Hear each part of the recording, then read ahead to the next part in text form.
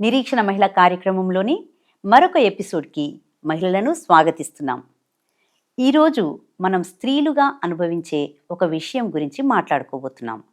ఇది చాలామంది క్రైస్తవ స్త్రీలు అనుభవించే విషయం, కానీ తరచుగా దానికి పేరు పెట్టడానికి ఇబ్బంది పడతారు. ఈ విషయం ఏమంటే దేవుడు మనల్ని నడిపించే కాలములు. ఇది చాలా ముఖ్యమైన విషయం, ఎందుకంటే మన జీవితంలో లేక విశ్వాసంలో మార్పు వచ్చినప్పుడు వెంటనే స్త్రీలుగా మనం మన వల్ల లేక దేవుని వలన ఏదో పొరపాటు జరిగిందని భావిస్తాం. అవును. మరియు ఆ తలంపే మనము స్పందించే విధానాన్ని నిర్దేశిస్తుంది.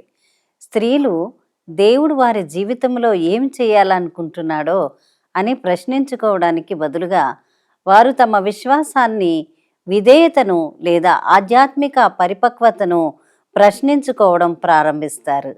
ఆ ఆలోచనలు చాలా సాధారణమైనవే. చాలామంది వారి ఆధ్యాత్మిక ఎదుగుదల స్థిరమైనదిగా, తాము అనుకున్నట్లే ఉండాలని ఆశిస్తారు. ఒకవేళ దేవుడు పనిచేస్తూ ఉంటే పరిస్థితులు స్పష్టంగా మారాలని మనం ఊహించవచ్చు. బైబిలు భావోద్వేగ స్థిరత్వంను కానీ, నిరంతర వేగాన్ని కానీ వాగ్దానం చెయ్యదు. దానికి బదులుగా మార్పు, గమనము, వేచి ఉండడం, మౌనం, నష్టం మరియు పునరుద్ధరణను గూర్చి వాక్యము నిజాయితీగా మాట్లాడుతుంది. ప్రసంగి 3వ అధ్యాయం 1వ వచనం ఇలా చెబుతుంది: ప్రతిదానికి ఒక కాలము కలదు, ఆకాశము క్రింద ప్రతి కార్యమునకు ఒక సమయం కలదు. మార్పు అంటే వైఫల్యం అనే తలంపును ఈ వచనం వెంటనే సవాల్ చేస్తుంది. కాలాలు యాదృచ్ఛికమైనవి కావని అది మనకు చెబుతుంది. ఇవన్నీ మానవ జీవితాలలో దేవుడు పనిచేసే విధానంలో ఒక భాగం. మేము ప్రారంభంలోనే ఈ విషయాన్ని కూడా స్పష్టంగా చెప్పాలనుకుంటున్నాము.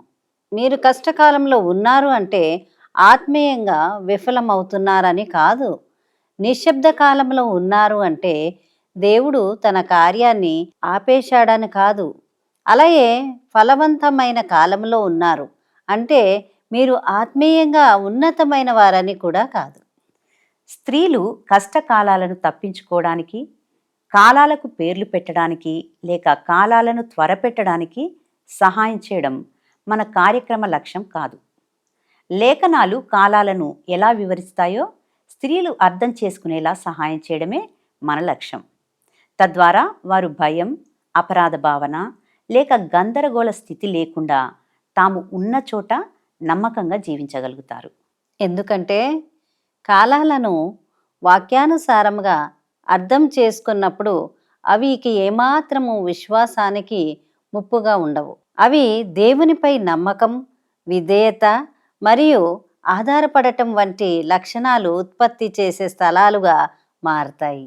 కాబట్టి ఈ విషయం గురించి మనం చర్చను ప్రారంభిస్తున్నప్పుడు మీరు ఈ సత్యాన్ని ఆధారం చేసుకోవాలని మేము ఆశిస్తున్నాం. మారుతున్న కాలాలలో దేవుడు మీకు దూరంగా ఉండడు. ప్రతి ఒక్కటి మీరే కనుక్కోవాలని ఆయన మిమ్మల్ని అడగడం లేదు. ఆయనను నమ్మి మీరు ఎక్కడ ఉన్నా నమ్మకంగా ఉండాలని కోరుతున్నాడు. మనం ఈ అంశం గురించి మరింత ముందుకు వెళ్ళకముందు మొట్టమొదట వేసుకోవలసిన పునాది ఇదే. జీవిత కాలాలు యాదృచ్ఛికమైనవి కావు. అవి మీ జీవితంలో అకస్మాత్తుగా కలిగే అంతరాయాలు కూడా కావు. దేవుడు తన పరిస్థితులను నియంత్రించడం లేదనడానికి లేక వెనక్కి తగ్గడానికి అవి సంకేతాలు కావు. జీవిత కాలాలు దేవునిచే నిర్ణయించబడతాయని వాక్యం మనకు బోధిస్తున్నది. ఆ ఒక్క ఆలోచనే మహిళలకుండే అనేక అపోహాలను సవాలు చేస్తుంది. చాలామంది మార్పును ఒక ప్రణాళికగా కాకుండా అంతరాయముగా భావిస్తారు. వాక్యము దేవుని సార్వభౌమ అధికారం గురించి మాట్లాడినప్పుడు అది కాలాలను కూడా ప్రస్తావిస్తుంది. దేవుడు ఆరంభాలు మరియు ముగింపుల మీద, ఎదుగుదల మరియు ఆలస్యం మీద, స్పష్టత మరియు గందరగోళాల మీద సార్వభౌమ అధికారి. ఆయనకు తెలియకుండా లేక ఆయన అనుమతి లేకుండా విశ్వాసి జీవితంలోకి ఏది ప్రవేశించదు. దీని అర్థం ప్రతి కాలం ఆహ్లాదకరంగా ఉంటుందని కాదు. లేఖనాల్లో ఎప్పుడూ అలా చెప్పబడలేదు. కానీ ప్రతి కాలం ఒక ఉద్దేశపూర్వకమైనదని దీని అర్థం. ఉద్దేశం ఎప్పుడూ ఒకే విధంగా సమానమైన సౌఖ్యంగా ఉండదు. కానీ దానికి ఒక అర్థం ఉంటుంది. అది ఒక ముఖ్యమైన వ్యత్యాసం. చాలామంది ఒక కాలం ఒకవేళ బాధాకరంగా ఉంటే అది పొరపాటై ఉండవచ్చు అని అనుకుంటారు. కానీ విశ్వాసము, వినయము, సహనము మరియు నమ్మకాన్ని ఏర్పరచడానికి దేవుడు బాధాకరమైన కాలాలను ఉపయోగిస్తాడని వాక్యము పదే పదే చెప్పుతుంది. మరొక అపార్థం ఏమంటే, కష్టకాలాలు దేవుని సమ్మతిని లేక అసమ్మతిని ప్రతిబింబిస్తాయనే నమ్మకం. కానీ వాక్యం అటువంటి సులభమైన సూత్రాన్ని బోధించదు. దేవుడు తన పిల్లలను క్రమశిక్షణలో పెడుతున్నప్పుడు ప్రతి కష్టకాలము క్రమశిక్షణ కాదు. ఆ కాలాలు శిక్షణ, సిద్ధపాటు లేక మెరుగుపరచడానికి కావచ్చు. మరియు విశ్వాసులు అన్ని రకాల కష్టకాలాలను అనుభవిస్తారని వాక్యం తెలియచేస్తుంది. విధేయత అన్నది ఎవరిని నిరీక్షణ, నష్టం లేదా కష్టం నుండి మినహాయించదు. కష్టకాలాలు దేవునిచే నియమింపబడినవైతే కష్టకాలంలో ఉండటం అంటే అర్థం మీరు ఆధ్యాత్మికంగా విఫలమయ్యారని అనుకోకూడదు. అనుకోకుండా కాలాలు మారినప్పుడు తరచుగా స్త్రీలు విషయాలను సరిదిద్దాలని, వాటికి కొత్త అర్థాలు చెప్పాలని లేక వాటి నుండి తప్పించుకోవాలని తొందరపడతారు. కానీ దేవుడే కాలాలను నియమిస్తే వాటిని నియంత్రించాలని కాదు, కానీ నమ్మకమే మన మొదటి స్పందనగా ఉండాలి. నమ్మకం అంటే ఊరికే ఉండడం కాదు. దాని అర్థం ఏమిటంటే మార్గము అస్పష్టంగా ఉన్నప్పుడు కూడా దేవుడు తన పని చేస్తున్నాడని గుర్తించడం. అంటే తక్షణం పరిష్కారం కావాలనుకోకుండా దేవుని సమయానికి లొంగిపోవడం అన్నమాట. కాలముపై దేవుని నియంత్రణను గురించి వాక్యము పదే పదే నొక్కి చెప్తుంది. కాలాలను నిర్వహించడం కాదు, కానీ వాటిలో విశ్వాసంతో జీవించడమే మన బాధ్యత. క్రైస్తవులు కాలాలను తప్పుగా అర్థం చేసుకోవడానికి ఒక ముఖ్య కారణం ఏమంటే, వారు తమ అనుభూతులను బట్టి ఆ కాలాలను గురించి అయోమయంగా ఉంటారు. అవును, చాలామంది దేవుడు నాలో ఏమి ఉంచాడని అడగడానికి బదులుగా నేను ఇప్పుడు ఎలా అనుభూతి చెందుతున్నాను అని అడగడం ద్వారా తమ ఆధ్యాత్మిక జీవితాన్ని వివరిస్తారు.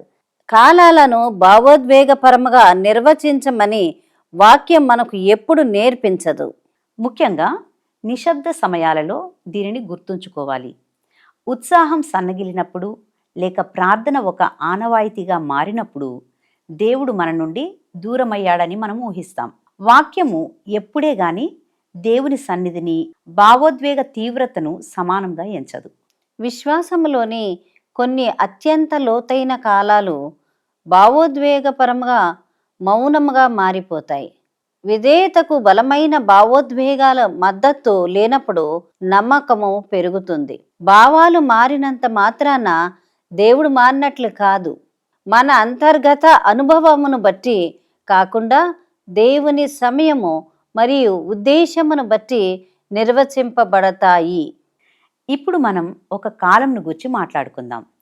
ఈ కాలము తరచుగా ఘనంగా జరుపుకోబడుతుంది, కానీ అరుదుగా జాగ్రత్తగా పరిశీలించబడుతుంది. ఆ కాలం ఏమిటంటే ఫలవంతమైన కాలం. ఉత్పాదకత మరియు స్థిరత్వం అంటే ఆధ్యాత్మిక ఆరోగ్యమని చాలామంది భావిస్తారు. సాఫల్యత తరచుగా ఒక నిర్ధారణగా తీసుకోబడుతుంది. పరిస్థితులు సజావుగా ఉంటే లేదా ఫలితాలను ఇస్తున్నాయంటే మనం ఆధ్యాత్మికంగా ఎదుగుతున్నామన్నమాట. కానీ వాక్యం ఈ సూత్రాన్ని చెప్పదు. ఫలవంతం కావడం ఒక వరం, అర్హత పత్రం కాదు. ఫలవంతమైన కాలం పరిపక్వతను నిరూపించదు. ఆ క్షణంలో దేవుడు ఎదుగుదలను లేదా ఫలితాన్ని అనుమతిస్తున్నాడని అది నిరూపిస్తుంది.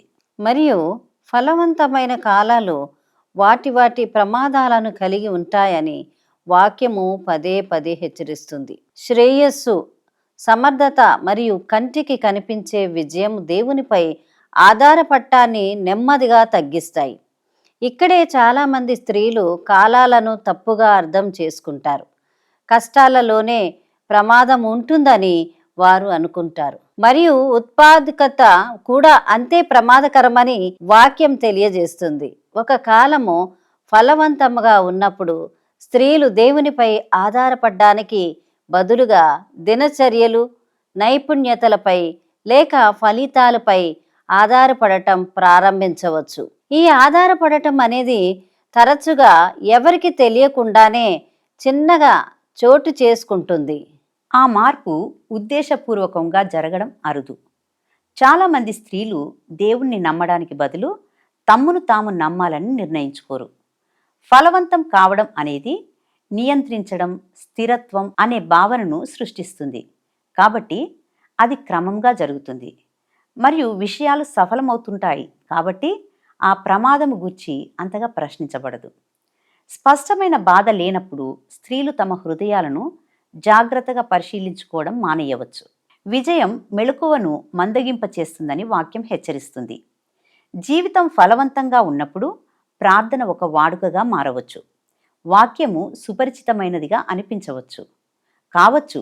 వినయం క్రమేణా క్షీణించిపోవచ్చు. ఫలవంతమైన కాలాల్లో ఏర్పడే మరో ప్రమాదం ఏమిటంటే గుర్తింపులో మార్పు కలగడం. క్రీస్తులో తాము ఎవరినే దాని ద్వారా కాకుండా తాము ఏమి ఫలిస్తున్నామనే దాని ద్వారా తమను తాము నిర్వచించుకోవడం ప్రారంభించవచ్చు. పరిచర్య సజావుగా సాగినప్పుడు లేదా బాధ్యతలు సక్రమంగా నిర్వహించబడినప్పుడు గుర్తింపు అనేది సొంతం చేసుకునే దిశ నుండి ప్రయోజనం కొరకు ఉపయోగించే దిశ వైపునకు మారవచ్చు. ఫలవంతమైన కాలాలు ఒత్తిడిని కూడా సృష్టించవచ్చు. మనం ఆ ఊపును కొనసాగించాలని, ఫలితాలను కాపాడుకోవాలని, లేక అవి తగ్గిపోకూడదని తలంచవచ్చు. ఆ ఒత్తిడి తరచుగా మితిమీరిన శ్రమకు దారితీస్తుంది. ఈ కాలం ఫలవంతంగా ఉంది కాబట్టి ప్రతిదానికి అవునని చెప్పడమే విధేయత అని స్త్రీలు భావిస్తుంటారు. కానీ వాక్యము సాఫల్యతను అలసటతో సరితూచదు. దేవుడు ఎప్పుడే కానీ ఉత్పాదకత కోసం జ్ఞానాన్ని, విశ్రాంతిని లేక వినయాన్ని త్యాగం చేయమని తన కుమార్తెలను పిలువడు. మరో ప్రమాదము ఇతరులతో పోల్చుకోవడం. ఫలవంతమైన కాలాలు కంటికి కనిపిస్తాయి. ఒక స్త్రీ కాలము ఫలవంతముగా ఉన్నప్పుడు ఇతరులు తమను తాము తక్కువగా ఎంచుకోవచ్చు లేక వెనుకబడినట్లుగా భావించవచ్చు. మరియు ఫలవంతమైన కాలంలో ఉన్న స్త్రీ కూడా దేవునిపై ఆధారపడి అలాగే ఉండటానికి బదులుగా క్రమేణా తనను తాను ఇతరులతో పోల్చుకోవడం ప్రారంభించవచ్చు. వాక్యము కాలాలు, స్థాయిలను లెక్కించదు. ఒక స్త్రీ యొక్క ఫలవంతమైన స్థితి ఆమెను వేచియున్న మరో స్త్రీ కంటే ఆధ్యాత్మికంగా ఉన్నతమైన దానిగా చెయ్యదు.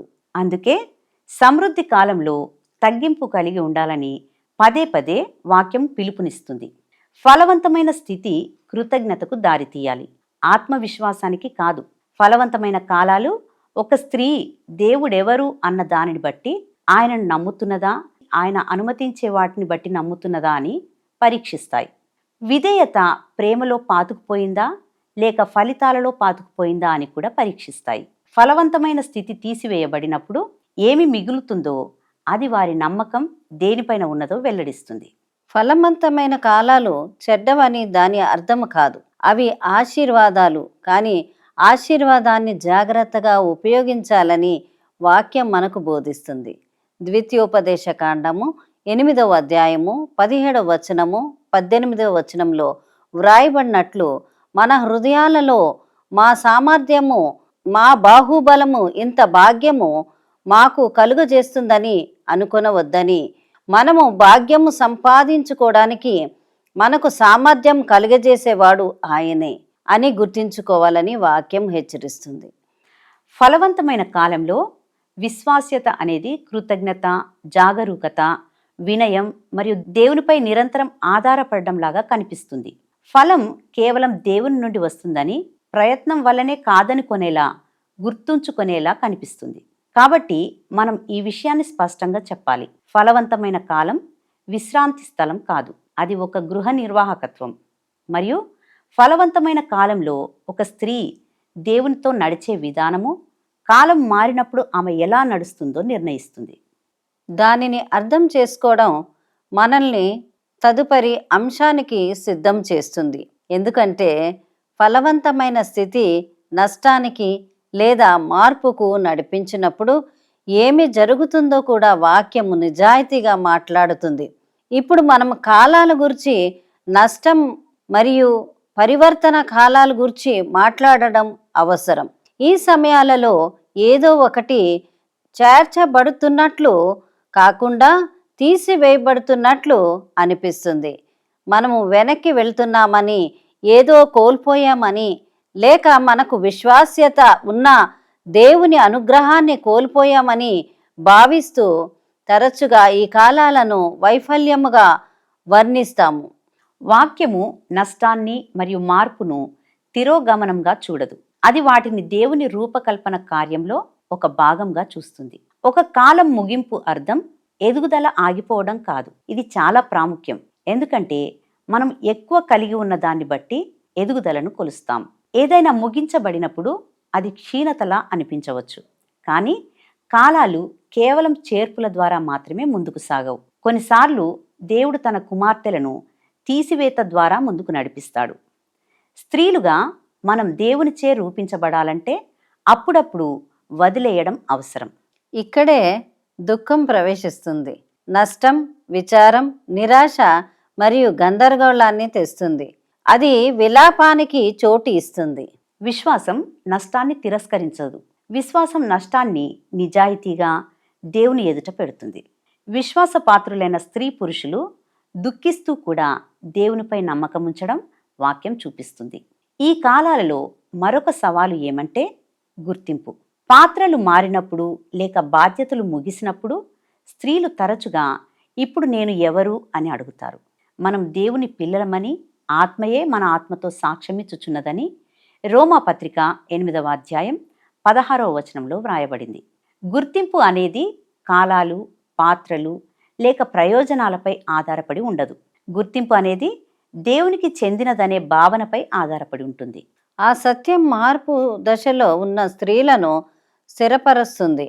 మార్పు అనేది ఒకప్పుడు నిర్వచించబడిన జీవితాన్ని తొలగించవచ్చు, కానీ అది విలువను లేక పిలుపును తొలగించదు.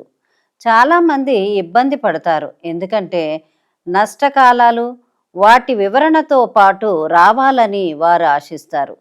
ఇది ఎందుకు జరిగిందో నాకు అర్థమైతే నేను దానిని అంగీకరించగలను అని వారు అనుకుంటారు.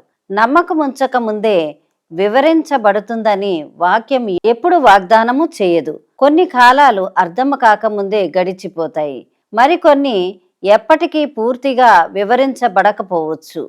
నష్టం మరియు మార్పు రెండు కూడా మన విశ్వాసము దేవుని వరాలలో నాటుకొని పోయిందా లేక దేవునిలోనే నాటుకొని పోయిందా అని పరీక్షిస్తాయి.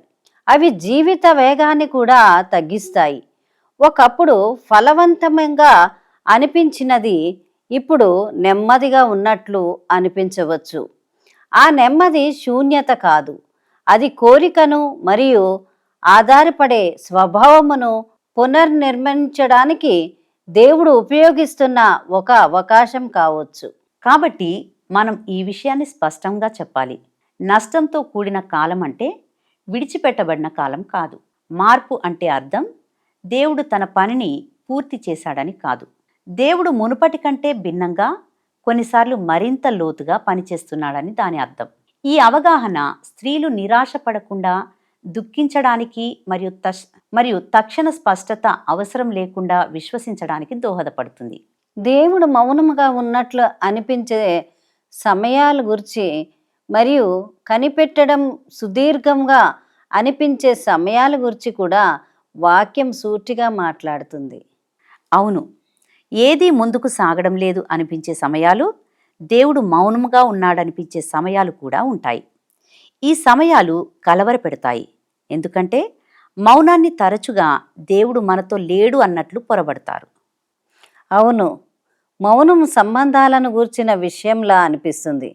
ఎందుకంటే స్త్రీలు ఏమి జరగడం లేదని మాత్రమే అనుకొనరు, వారు దేవుని స్పందించడం లేదని కూడా భావిస్తారు. అలా దేవునితో వారికి ఉన్న సంబంధము సన్నగిల్లిపోతుంది. అప్పుడు నిరీక్షణ అన్నది వ్యక్తిగతమైపోతుంది మరియు ఆలస్యం భారముగా అనిపిస్తుంది.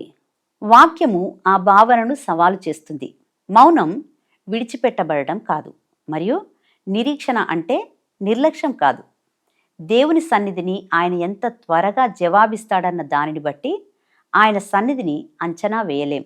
అది చాలా ప్రాముఖ్యమైనది. ఎందుకంటే దేవుడు మనకి సమీపముగా ఉన్నాడు అంటే ఆయన స్పష్టతనిస్తున్నాడని, నిశ్చయితనిస్తాడని, లేక పరిష్కరిస్తాడని మనము తరచుగా ఆశిస్తాము. వాక్యము నిరంతర వివరణను గాని, తక్షణ స్పందనను గాని ఎన్నడూ వాగ్దానము చేయదు. దానికి బదులుగా దేవుడు తన ప్రజలకు క్రొత్త ఉపదేశమును కానీ, భావోద్వేగపరంగా పునర్నిశ్చయతను కానీ ఇవ్వకుండా, ఇదివరకే బయలుపరచబడిన దానితో ముందుకు కొనసాగే కాలాలను అనుమతిస్తాడని వాక్యం చూపిస్తుంది. వేచి ఉండడం అన్నది మన శాంతి దేనితో లంగరు వేయబడిందో వెల్లడిస్తుంది. స్పష్టత అదృశ్యమై శాంతి భంగమైనప్పుడు శాంతి మన నమ్మకం కంటే అవగాహనతో ఎక్కువగా ముడిపడి ఉంటుందని అది తెలియచేస్తుంది. విశ్వాస పాత్రులైన బాధ్యత గల వ్యక్తులు వారు దేవుని సమయాన్ని విశ్వసించడం కన్నా ఫలితాలను నిభాయించడంపై ఎంతగా ఆధారపడతారో కనుగొంటారు. ఆ విధంగా నియంత్రణను కోల్పోవడం బెదిరింపులాగా అనిపించవచ్చు. ఉత్పాదకత మందగిస్తుంది, పురోగతి అదృశ్యమవుతుంది, మరియు విశ్వాసము ఉత్తేజవంతముగా కాకుండా నిశ్శబ్దముగా అనిపిస్తుంది. వాక్యము ఆ నిశ్శబ్దాన్ని వైఫల్యముగా పరిగణించదు, అది దానిని ఒక నిర్మాణముగా పరిగణిస్తుంది. కొన్ని నమ్మకాలను చురుకైన కాలాలలో పెంపొందించలేము, అది వేచి ఉండటంలో మాత్రమే జరుగుతుంది. అయినప్పటికీ అపరాధ భావము తరచుగా పొడచూపుతుంది. వారు ఆలస్యాన్ని తప్పు ప్రార్థనగా, సరిపోని విశ్వాసముగా, లేక దేవుని చిత్తము నుండి తొలగిపోయినట్లుగా చాలా సులభముగా వ్యాఖ్యానిస్తారు. వాక్యము ఆ ముగింపును సమర్థించదు. వేచి ఉండడం అన్నది ఎల్లప్పుడూ సరిచేయడం కోసమే కాదు, తరచుగా అది ఒక సిద్ధపరిచే ప్రక్రియగా ఉండవచ్చు. దేవుడు మనకు సమాధానాలు ఇవ్వడానికి బదులుగా ఓర్పు, వినయం మరియు ఆధారపడే స్వభావమును తీర్చిదిద్దుతూ ఉండవచ్చు. యెషయా 30:18 ఇలా చెబుతుంది: మీ యందు దయ చూపవలనని యెహోవా ఆలస్యము చేయుచున్నాడు. ఆలస్యం చేయడం అంటే ఏమీ చేయకుండా ఉండటం కాదు, ఫలితాలను ఆశించకుండా విధేయతను కొనసాగించడమని అర్థం. విశ్వాస్యత ఫలితాలు కనిపించినప్పుడు కూడా కొనసాగుతూ ఉంటుంది. ఈ రకమైన విశ్వాసం నాటకీయమైనది కాదు, కానీ అది లోతైనది. అది సమాధానాలు రాకున్నా ప్రార్థిస్తుంది, నిర్ధారణ లేకున్నా విధేయత చూపిస్తుంది, మరియు కాలపరిమితులు లేకుండా నమ్ముతుంది. దేవుడు ఇలాంటి విశ్వాస పాత్రతను చూస్తాడని వాక్యం మనకు హామీ ఇస్తుంది. మౌనం అంటే ప్రార్థన వృధా అవ్వడం కాదు, మరియు ఆలస్యం అంటే దేవుడు దూరంగా ఉన్నాడని కాదు. కాబట్టి తాము విస్మరించబడ్డామని భావించే మహిళలకు మనం ఈ విషయాన్ని స్పష్టంగా చెప్పాలి. మౌనంలో దేవుడు మనకు దూరం అవ్వడు. వేచి ఉండే కాలంలో ఆయన నిర్లక్ష్యంగా ఉండడు. వేచి ఉండడం మరియు మౌనంగా ఉండడం అంటే విడిచిపెట్టబడడం కాదు. కంటికి కనిపించే కాలాలు కలిగించే ఫలితాల కంటే ఎక్కువగా దేవుని స్వభావంపై నమ్మకాన్ని బలపరిచే కాలాలు అవి. కార్యక్రమాన్ని ముగించుకోకముందు కాలాలను మనము అనుభవించే విధానాన్ని తరచుగా ప్రభావితం చేసే ఒక చివరి అపోహ మనము సరి చేసుకోవాలి. చాలామంది దేవుని చిత్తం కాలాలలో దాగి ఉంటుందని, దానిని పరిస్థితుల ద్వారా లేక భావాల ద్వారా కనుగొనాలని నమ్ముతారు. నేను ఈ కాలాన్ని సరిగ్గా అర్థం చేసుకోగలిగితే దేవుడు ఏమి కోరుకుంటున్నాడో నాకు తెలుస్తుంది అనుకుంటాను. వాక్యము దేవుని చిత్తాన్ని అనుభవములో పాతిపెట్టబడిన ఒక రహస్య సంకేతముగా చూపించదు. దేవుని చిత్తము బయలుపరచబడింది, దాచిపెట్టబడలేదు. కాలంలో సంబంధము లేకుండా దేవుని చిత్తము అన్ని కాలాలలో కూడా మన పరిశుద్ధీకరణ, విశ్వాస్యత, విధేయత, ప్రేమ, వినయం మరియు నమ్మకం అని మనకి చెబుతుంది. దేవుని చిత్తంలో నిలిచి ఉండడానికి మనం కాలాల సంకేతాలను విడదీయవలసిన అవసరం లేదు. కాలాలు మారుతాయి, కానీ దేవుని ఆజ్ఞలు మారవు. ఇది స్వేచ్ఛనిస్తుంది. తప్పుడు వ్యాఖ్యానం లేక ఆలస్యమైన ప్రతిస్పందనల కారణంగా దేవుణ్ణి కోల్పోతామనే భయాన్ని ఇది తొలగిస్తుంది. విధేయత అనేది కాలాన్ని సంపూర్ణంగా అర్థం చేసుకునే విధానంపై ఆధారపడి ఉండదు. ఫలవంతమైన కాలాల్లోనూ దేవుని చిత్తం ఒకే విధంగా ఉంటుంది. నిరీక్షణ కాలాల్లోనూ అలాగే ఉంటుంది. నష్టం, నిశ్శబ్దం లేక మార్పు దశల్లోనూ అది అలాగే ఉంటుంది. కాబట్టి విశ్వసనీయత అంటే కాలాలను అర్థం చేసుకోవడం పాండిత్యానికి సంబంధించినది కాదు. అది దేవుని వాక్యాన్ని నమ్మి ఆయన మిమ్మల్ని ఉంచిన చోట విధేయతతో కూడిన మీ నడకకు సంబంధించినది. మనము దీన్ని అర్థం చేసుకున్నప్పుడు కాలాలు భయపెట్టే శక్తిని కోల్పోతాయి. దేవుడు ఇప్పటికే స్పష్టం చేసిన దానిని ఆచరించే స్థానాలుగా మారిపోతాయి. దేవుడు గందరగోళానికి కర్త కాదు. ఆయన తన వాక్యం ద్వారా స్పష్టంగా మాట్లాడతాడు మరియు ప్రతి కాలంలోనూ నమ్మకంగా పనిచేస్తాడు. స్త్రీలుగా మనం ఆ సత్యంలో విశ్రమించినప్పుడు మనము ఏ కాలంలోనైనా భయం లేకుండా నడవగలుగుతాము. ఇంతకు మించి ఇంకేం కావాలి? మనందరం అలా నిర్భయంగా జీవిస్తూ మన ఆత్మీయ జీవితాల ద్వారా అన్ని కాలాల్లోనూ ప్రభువును మహిమపరిచే కృప ప్రభువు మనకందరికీ దయచేయునుగాక. తిరిగి వచ్చే వారం కలుసుకునేంత వరకు సెలవు. నా జీవిత తీరమునా నా అపజయ భారమునా నలిగిన నా హృదయమును నడిపించుము లోతునకు. నా ఆత్మ విరబూయా నా దీక్ష ఫలింప నా నావలు కాలిడుము నా సేవ చేకొనుము నడిపించు నా నావా.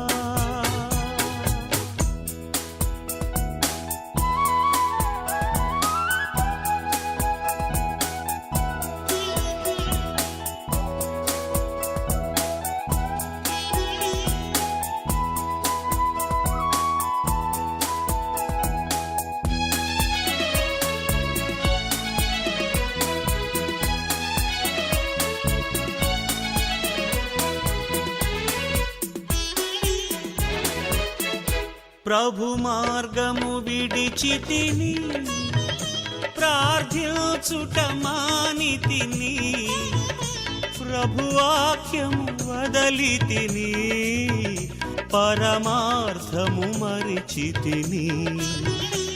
ప్రపంచ నటనలలో ప్రావీణ్యమును పొంది బలహీనుడనై ఇప్పుడు పాటింతు నీ మాట నడిపించు నా నావా.